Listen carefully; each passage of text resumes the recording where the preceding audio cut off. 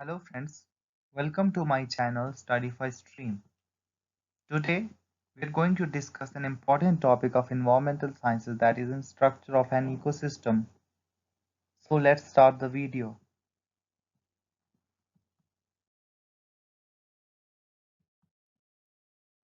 An ecosystem structure includes both biological, that is biotic, and non-living, that is abiotic components. First one is biotic component. The plants, animal and microorganisms present in an ecosystem form the biotic component. These organisms have different nutritional behavior and status in the ecosystem and are accordingly known as producers or consumers based on how do they get their food. First are producers. Producers are mainly the green plants which can synthesize their food themselves by making use of carbon dioxide present in the air and water in the presence of sunlight by involving chlorophyll, the green pigment present in the leaves through the process of photosynthesis. They are also known as photoautotrophs. There are some microorganisms also which can produce organic matter to some extent through oxidation of certain chemicals in the absence of sunlight. They are known as chemosynthetic organisms or chemoautotrophs. For instance, in the ocean depths where there is no sunlight, chemoautotroph sulfur bacteria make use of the heat generated by the decay of radioactive elements present in the Earth's core and released in ocean's depth. They use this heat to cover dissolved hydrogen sulfide and carbon dioxide into organic compounds. Second are consumers.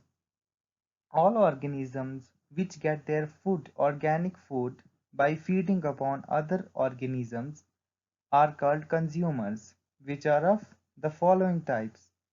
First are herbivores, that is, plant eaters. They feed directly on producers and hence also known as primary consumers. For example, rabbit, insect, man, etc. And second are carnivores, that are meat eaters. They feed on other consumers. If they feed on herbivores, they are called secondary consumers. For example, frog. And if they feed on other carnivores, for example, snake, big fishes, etc., they are known as tertiary carnivores or consumers. Now next is omnivores. They feed on both plants and animals. For example, humans, rat, foxes, many birds, etc. And fourth one is detritivores. Detritus feeders or saprotrophs. They feed on the part of dead organisms, waste of living organisms, their cast-offs and partially decomposed matter. For example, beetles, termites, ants, crabs, earthworms, vultures, etc. And the third one is decomposers. They derive their nutrition by breaking down the complex organic molecules to simple organic compounds and ultimately into organic nutrients. Various bacteria and fungi are decomposers. In all the ecosystems, this biotic structure prevails. However, in some, these are the primary producers which predominate. For example, forest agroecosystem, while in others the decomposers predominate. For example, deep ocean.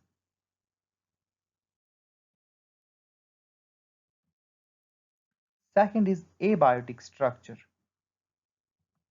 The physical and chemical components of an ecosystem constitute its abiotic structure.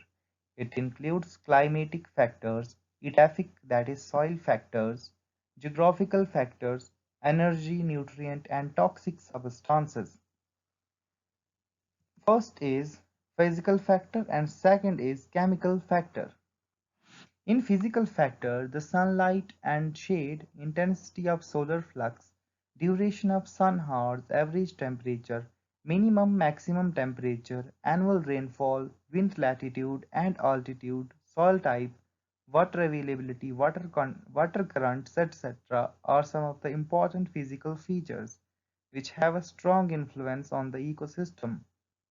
We can clearly see the striking differences in the solar flux, temperature and precipitation, maybe rainfall or snow, pattern in the desert ecosystem, in a tropical rainforest, and in tundra ecosystem. Similarly, the type of grassland or forest ecosystem will vary depending upon its geographical location. In chemical factors, availability of major essential nutrients like carbon, nitrogen, phosphorus, potassium, hydrogen, oxygen and sulfur, level of toxic substances, salts causing salinity, and various organic substances present in the soil or water largely influence the functioning of the ecosystem. So this is all for today. We covered structure of ecosystem. In our next video series, we will discuss about the functions of ecosystem. Till then, bye, take care. Thank you so much.